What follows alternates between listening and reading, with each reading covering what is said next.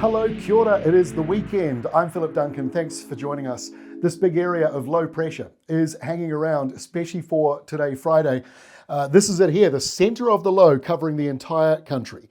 You can see the cyclonic spin around it, windy sou'westers coming in for the top of the country and a windy nor'easter for the eastern side of the top of the country. Now, we were talking the other day about the worries of severe weather. You can see these big, strong gale force winds. Because the center of the low has become much larger, that's pushed out to sea a lot of this severe windy weather and the wintry stuff down here. This is all wintry weather from way down towards Antarctica, heading straight off to Tasmania and the southeastern corner of Australia. So temperatures are down in Australia. The blue is well below average, a few to several degrees below normal. And this is how we look at midnight tonight in New Zealand. Some in the south and the east are a bit below average, but many places are warmer. And let's have a look at the weekend as we animate this. You'll notice that the yellowy orange colors seem to grow a little more. Not a huge amount, but just generally most places are warm. It's really the tops of the mountains and maybe this little part here around Otago and Canterbury that could be a bit colder than usual. Otherwise, really, it is quite mild. Not like our friends over in Tasmania where that wintry southerly and highs of 9 and 10 degrees for them. Although I've got to point out, Dunedin is also not looking overly warm, but the overnight temperatures are above average. So even if some of you have kind of a cold day, you might notice the nights are above where they've been, and we're not talking about those big widespread frosts again. So this is how Saturday lunchtime looks. Most of the severe weather is out to sea here, to the south, to the west. The wintry weather is out over here. But as that wintry weather curves back in, that's why you see that dark blue line.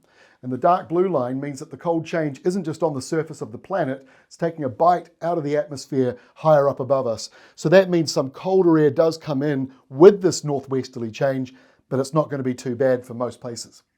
By Sunday, not a great deal of change. Large dry areas here around the South Island, but because the air is cold, some of that rain will fall as snow higher up into the mountains. Just your usual showers over the North Island, because these are subtropical northerlies coming down.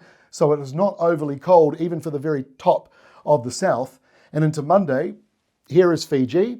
Track the airflow coming down and around and curving into the South Island, at least the upper half of it. So that's why some places are going to have this rain. Mix that with colder air, could form some pretty heavy snow higher up into the hills. A few showers around, but the low still mostly messing with that southeastern side of Australia. And it does that into Tuesday. But on Tuesday, the low finally breaks up a bit. At least we think it does. As you know, the modelling has been a bit all over the place.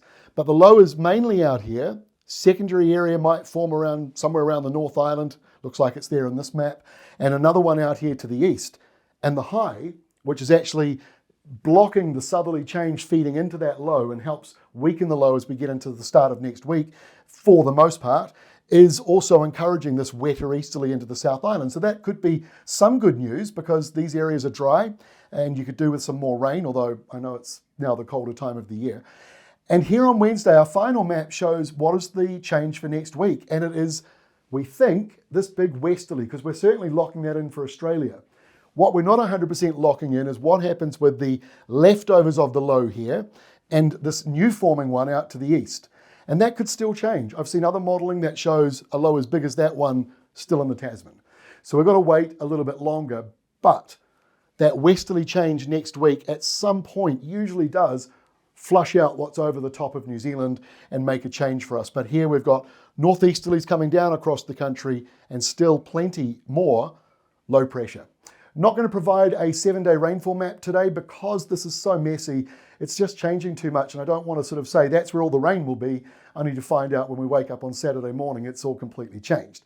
So the best way to keep up to date is using our hyperlocal forecasts because they update every single hour, and the computer modelling we use from the weather company takes all of these computer models and ones from other countries and makes it into one forecast, updating every hour for where you are so it can make sense of all of this stuff if you're finding it a little bit too confusing.